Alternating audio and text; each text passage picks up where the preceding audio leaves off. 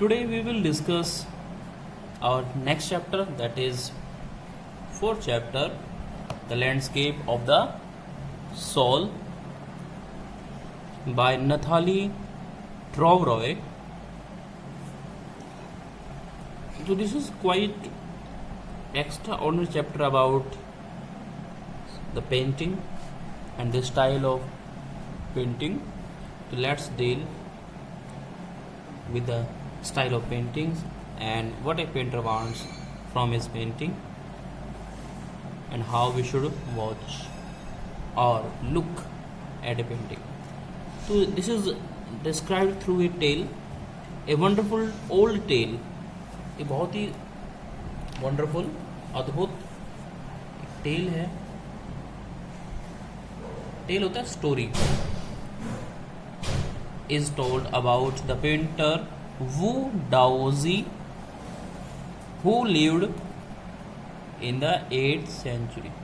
वू Daozi के बारे में एक पेंटर है वू डाओजी, उसके बारे में एक कहानी है जो कि 8th century में रहा था. His last painting was a landscape. His last painting was a landscape commissioned by the Tang Emperor Xuanzong, or maybe called Xuanzong as per the convenient, to decorate a palace wall.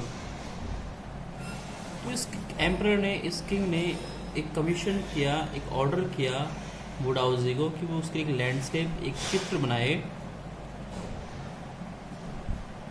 ताकि वो अपने महल की दीवार को decorate, palace की wall को, दीवार जो महल होता है पैलेस, उसको डेकोरेट कर सके. The master had hidden his work behind a screen. और पेंटर ने, जो कि मास्टर भी है, उसने अपने काम को एक स्क्रीन के पीछे छिपा लिया. So only the emperor would see, ताकि केवल एम्परर उसे देख पाए. For a long while the emperor admired the wonderful scene. बहुत देर तक एम्परर ने उस वंडरफुल सीन को, उस लैंडस्केप को एडमायर किया, प्रेज्ड किया, प्रशंसा उसकी की.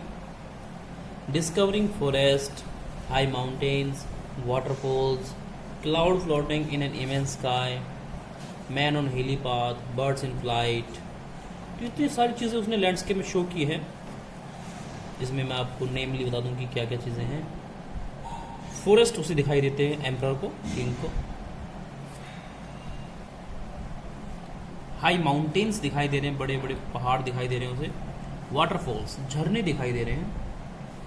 और क्लाउड्स दिखाई दे रहे हैं, बादल दिखाई दे रहे हैं, फ्लोटिंग करते हुए, तैरते हुए इन एन इमेंस स्काई, एक वास्ट स्काई में, एक विस्तृत आकाश में.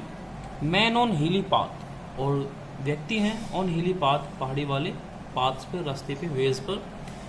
एंड बर्ड्स इन फ्लाइट, और बर्ड्स अपनी फ्लाइट लेते हुए. When birds fly together it is called flight of birds. तो लुक सायर से द पेंटर ने कहा, spelling is quite different, there is no problem, it's can be replaced for sir. To look sir, said the painter, in this cave at the foot of the mountain dwells spirit. और painter कहता है कि महाराज इस केव को देखिए, इस गुफा को देखिए, at the foot of the mountain, कि पहाड़ के बिल्कुल फुट में, तलहटी पे नीचे की तरफ, ड्वेल्स स्पिरिट, एक स्पिरिट ड्वेल करती है, रिजाइड करती है, एक आत्मा यहाँ पर रहती है. The painter clapped his hands and the entrance to the cave opened. और पेंटर ने क्लैप किया अपने हाथों से, and the entrance to the cave opened. और इस केव का जो एंट्रेंस था, जो ओपनिंग गेट था, वो ओपन होता है, खुल जाता है. The inside is splendid. और अंदर जो था वो splendid, wonderful सीनरी है वहाँ पे, beyond anything words can convey. और इतना खूबसूरत दृश्य है कि words can not express it, can not convey its beauty.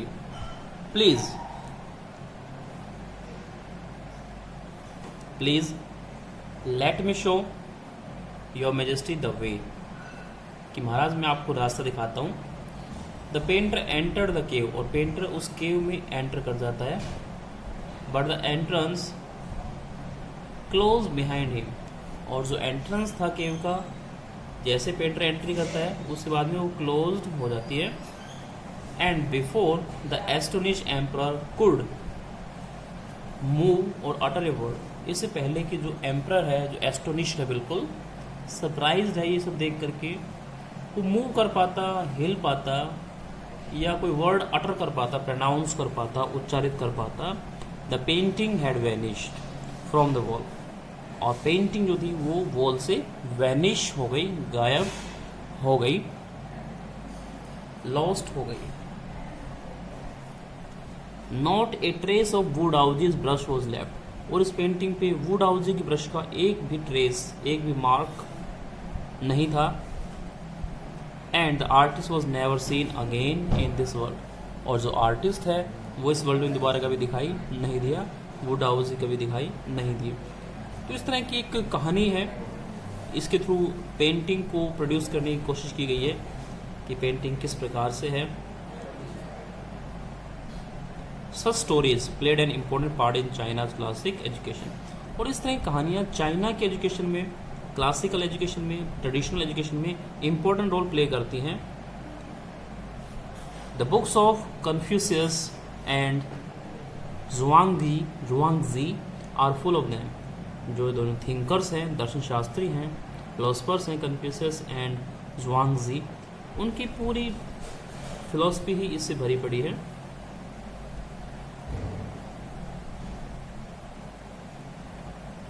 They help the master to guide his disciple in the right direction, और ये जो स्टोरीज हैं वो मास्टर को, एक टीचर को अपने डिसिपल को हैंडल करने के लिए, डायरेक्ट करने के लिए, जो शिष्य है, जो फॉलोअर्स हैं, उन्हें गाइड करने के लिए डायरेक्ट करता है। Beyond the anecdote they are deeply revealing of the spirit, anecdote से परे, anecdote are some short amusing story जिसमें कुछ एंटरटेनिंग आस्पेक्ट हो, छोटी सी मनोरंजक कहानी, किस्सा, उसे हम एनेक्डोट बोलते हैं। They are deeply revealing of the spirit, तो इस तरह की कहानी स्पिरिट को रिवील करती हैं। जैसे हमने ऊपर वाली स्टोरी पढ़ी, उसमें पेंटिंग के स्पिरिट को दिखाया गया कि किस तरह से पेंटिंग को सिर्फ एक पेंटर ही समझ सकता है कि उसने किस व्यू पॉइंट से उसको बनाया है, अदरवाइज और लोगों के सामने वो बिल्कुल सामने ही हो तो they are unable to understand it, वो नहीं समझ सकते, उनके अंदर वो फीलिंग नहीं होती, वो इतने क्रिएटिव नहीं होते हैं। Now we are reading at the page number 35 for chapter in spirit in which art was considered. तो ये स्पिरिट को शो करती है किस तरह से आर्ट को कंसिडर करना चाहिए। कॉन्ट्रास्ट द स्टोरी और अनदर फेमस वन, इस स्टोरी के कॉन्ट्रास्ट में एक और फेमस स्टोरी यहाँ बताई गई है। One about a painter who wouldn't draw the eye of a dragon he had painted. तो किसी पेंटर ने ड्रैगन बनाया, चाइना का नेशनल सिंबल है dragon, it's a kind of snake, एक स्नेक होता है दैट इमिट्स और throw fire from its mouth. तो ये पेंटर ड्रैगन को बनाने के बाद में उसकी आई को ड्रॉ नहीं करता है, for fear it would fly out of the painting, और उसे डर है कि वो पेंटिंग से फ्लाई कर जाएगा अगर वो ड्रॉ करता है। तो इतना रियलिस्टिक वो बनी हुई है। With an old story from my native Flanders that I find most representative of western painting. और यहाँ पे जो राइटर है उसने बताने की कोशिश की कि एक नेटिव फ्लैंडर है, फ्लैंडर उन लोअर कंट्रीज के पार्ट्स हैं जो बेल्जियम, नीदरलैंड, बेसिकली बेल्जियम में डिवाइड है। तो वहाँ के जो नेटिव लोग हैं उन्हें फ्लैंडर्स कहा जाता है। We will consider Flanders only that I find most representative of western painting. तो इनकी जो पेंटिंग है वो मोस्ट रिप्रेजेंटेटिव है, प्रतिनिधित्व करती है वेस्टर्न पेंटिंग का, वेस्टर्न आर्ट का। इन 15th सेंचुरी एंटवर्प, कोई एंटवर्प नाम का कोई मास्टर हुआ है, मास्टर पेंटर हुआ है, सॉरी यहाँ पे मास्टर ब्लैक स्मिथ है, black Smith is person who works in iron, लोहे का काम करने वाले व्यक्ति को ब्लैक स्मिथ या लोहार कह दिया जाता है। कॉल्ड क्विंटन मेट्सेज, और उसे Quentin Matsys fell in love with a painter's daughter. तो ये जो क्विंटन मेट्से है वो एक पेंटर की डॉटर के साथ में fell in love, liking develop कर लेता है। फेल इन लव मतलब to develop a special liking for someone, किसी के लिए कोई लाइकिंग डेवलप हो जाना फॉल इन लव होता है, या सेकंड फॉर्म यूज किया fell in love. The father would not accept a son in law in such a profession, और कोई फादर इस तरह प्रोफेशन के व्यक्ति को अपना सन इन लॉ एक्सेप्ट नहीं करेगा क्योंकि ब्लैक स्मिथ है वो। So Quentin sneak into the painter's studio and painted a fly on his latest panel. तो क्विंटन उस पेंटर के अपने would be father in law के स्टूडियो में एंटर कर जाता है जहाँ वो पेंटिंग्स बनाता है, और उसके लेटेस्ट पैनल पे, जो पैनल पे शीट लगी हुई है, जो कैनवास लगा हुआ है, उस पर एक फ्लाई ड्रॉ करता है, एक पेंटिंग बनाता है फ्लाई की, एक मक्खी बनाता है वहाँ पे, with such delicate realism that the master try to sweat it away before he realise what had happen. वो इतनी डेलिकेट रियलिज्म, डेलिकेटली या मैचिंग टू द रियल इस तरह से बनाई गई कि वो हूबहू रियलिटी को शो करती है। इसे डेलिकेट रियलिज्म हम कहते हैं कि पेंटिंग में डेलिकेट रियलिज्म है कि बिल्कुल चीज़ टू कॉपी लगे किसी चीज़ की, बिल्कुल सेम चीज़ लगे। तो मास्टर इसे समझता है कि फ्लाई है and try to sweat it away, और एक किसी ऑब्जेक्ट से इसको स्वेट करने की कोशिश करता है, भगाने की कोशिश करता है, मारने की कोशिश करता है। खासकर जो फ्लैट ऑब्जेक्ट्स हैं अगर वो हम किसी को हिट करते हैं तो उसे स्वेट कहा जाता है, SWAT। Before he realise what had happen, इससे पहले कि मास्टर को रियलाइज हो पाता कि उसने ये क्या हो रखा है, रियल में कोई फ्लाई है या फिर एक ड्रॉ किया हुआ आर्ट है। Quinten was immediately admitted as an apprentice into his studio, और क्विंटन को उसके फादर इन लॉ ने एट वंस एडमिट कर लिया, एक्सेप्ट कर लिया as an apprentice learner into his studio. He married his beloved and went on to become one of the most famous painters of his age। और वो अपनी beloved, whom he loved, जिसे वो प्यार करता था, जिस लड़की को वो प्यार करता था उससे वो शादी करता है। beloved प्रेमिका होती है, और एक समय में आकर के वो फेमस पेंटर बनता है अपनी एज का, अपनी एरा का, अपने युग का। तो these two stories illustrate what each form of art is trying to achieve। ये दोनों स्टोरी शो करती है कि आर्ट का मेन ऑब्जेक्ट क्या होना चाहिए, और इलिस्ट्रेट करती है, एग्जाम्पल देती है कि एक आर्ट फॉर्म को क्या अचीव करना चाहिए। A perfect illusionistic likeness in Europe, the essence of inner life and spirit in Asia. Perfection की बात करते हैं, बिल्कुल इल्यूजनिस्टिक लाइकनेस की हम बात करें कि वो लाइकनेस किसी चीज़ को हम ड्रॉ करें तो उसमें इल्यूजन क्रिएट हो, एक भ्रम हो ऑफ रियलिटी।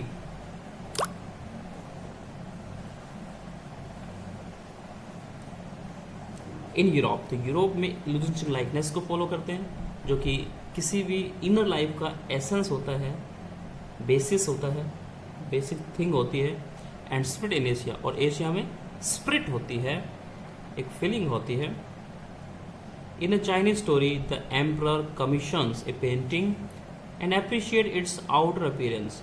और फर्स्ट स्टोरी की हम बात करें जिसमें एम्परर ने एक कमीशन किया, ऑर्डर किया एक पेंटिंग बनाने के लिए, तो एम्परर ने उसकी आउटर अपीयरेंस को तो अप्रिशिएट किया, प्रशंसा उसे की, प्रेजेस करता है, but the artist reveals to him the true meaning of his work. केवल आर्टिस्ट ही अपने काम का, अपने वर्क का ट्रू मीनिंग रिवील कर सकता है, हाईलाइट कर सकता है, बता सकता है। The emperor may rule over the territory he has conquered, but only the artist knows the way within. कोई भी एम्पर अपनी टेरिटरी में, अपने क्षेत्र में, अपने प्रोविंस में जो उसने कन्कवर किया है, वन किया है, जीत लिया है, उस पर रूल कर सकता है, but the artist knows the way within, केवल आर्टिस्ट ही इनर थिंग्स को समझते हैं, स्पिरिट को समझते हैं।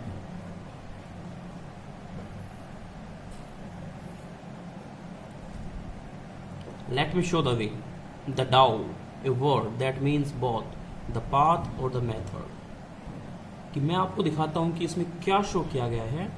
यहाँ पे डाउ को हमने सिंगल कोमा में लिया है, इसका मीनिंग है डाउ का एक मीनिंग है अपना स्पेशल, जिसका मीनिंग दो मीनिंग यहाँ पे लिए गए, द पाथ और द मेथड, एक रास्ता और एक मेथड के रूप में इसको हमने शो किया है। And the mysterious works of the universe, और जो डाउ है वो क्या है, mysterious work of the universe को भी शो करता है। रहस्यमय काम, रहस्यमय painting, the painting is gone, painting गायब हो गई, but the artist has reach his goal, लेकिन आर्टिस्ट अपनी गोल तक, अपने डेस्टिनेशन तक पहुंच जाता है, beyond any material appearance, material physical सांसारिक अपीयरेंस से बहुत दूर, बहुत दूर। A classical Chinese landscape is not meant to reproduce an actual view, जो चाइनीज लैंडस्केप हैं और क्लासिकल चाइनीज लैंडस्केप की हम बात करें तो वो रिप्रोड्यूस नहीं करती एक्चुअल व्यू, बिल्कुल सेम व्यू वो नहीं करते produce, as would a western, जैसे कि वेस्टर्न फिगरेटिव पेंटिंग्स करती हैं। फिगरेटिव पेंटिंग मतलब किसी भी ऑब्जेक्ट, रियल ऑब्जेक्ट को शो करना, पेंट करना, ड्रॉ करना। whereas the European painter wants you, जबकि जो यूरोपियन पेंटर्स है वो चाहेंगे आपसे to borrow his eyes and look at a particular landscape exactly as he saw it, वो चाहते हैं व्यूअर से कि वो जिस तरह से पेंटर दिखाना चाहता है या बताना चाहता है, आप भी उसी आई से, उसी व्यू पॉइंट से उसको ऑब्जर्व करें, उसको आप देखें।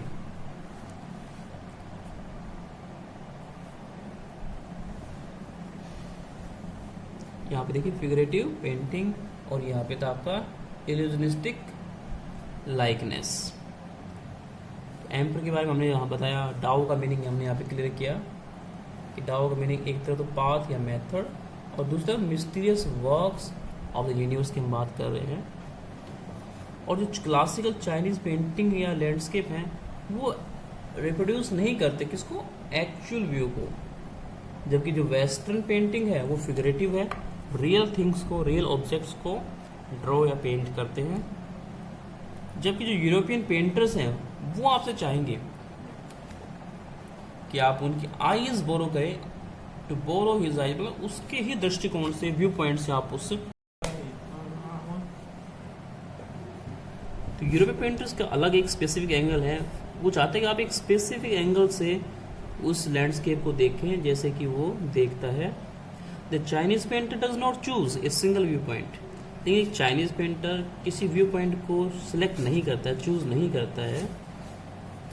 His landscape is not a real one, क्योंकि लैंडस्केप रियल नहीं होते उसके, वो एक इमेजिनेशन, कल्पना की शक्ति से उसे चित्रित करते हैं, पेंट करते हैं। As you can enter it from any point, और इमेजिनेशन सभी की अलग होती है, तो आप किसी भी पॉइंट से उसमें एंटर कर सकते हैं। देन ट्रेवल इन इट, और किसी भी स्टार्ट पॉइंट से करके आप उस पेंटिंग में ट्रेवल कर सकते हैं। The artist creates a path for your eyes, और जो आर्टिस्ट होता है वो एक क्रिएट करता है पाथ, जहाँ से आपकी आईज पेंटिंग देखना शुरू करती है और फिर पेंटिंग में ट्रेवल करना शुरू करती है, up and down. Up and down मतलब आप किसी पेंटिंग को देखते हो तो आप स्टार्टिंग कहाँ से करते हो, किस कॉर्नर से, कौन चीज़ आपको स्ट्राइकिंग लगती है, और पेंटिंग में आपको कौन चीज़ अच्छी लगती है, कलर्स, थीम, लैंडस्केप, ट्रीज, तो आप सभी अपने व्यू पॉइंट से उसको देखना स्टार्ट करते हैं। देन बैक अगेन, और फिर आप पेंटिंग को निहार के फिर वापस उसी पॉइंट से बाहर निकल जाते हैं इन ए लेजरली मोमेंट, और बिल्कुल रिलैक्स एक्टिविटी करते हुए।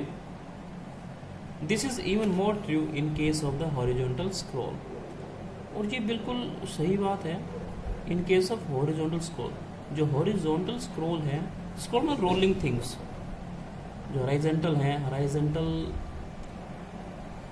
हराइजन होता है क्षैतिज जो स्क्रॉल होते हैं, in which the action of slowly opening one x section of the painting, जिसमें स्क्रोल में आप पहले पेंटिंग का एक सेक्शन, एक पार्ट देख पाते हैं, then rolling it up to move on to the other, फिर आप दूसरा पॉइंट देखना शुरू करते हैं, adds a dimension of time, और उसमें आप टाइम का भी डायमेंशन दे देते हैं, जिसे फोर्थ डायमेंशन कहते हैं, फोर डायमेंशन टाइम को कहते हैं, which is unknown in any other form of painting, जो कि बाकी किसी भी फॉर्म ऑफ पेंटिंग में अननोन है, नहीं देखा जाता, डायमेंशन ऑफ टाइम वहाँ पे एब्सेंट रहता है।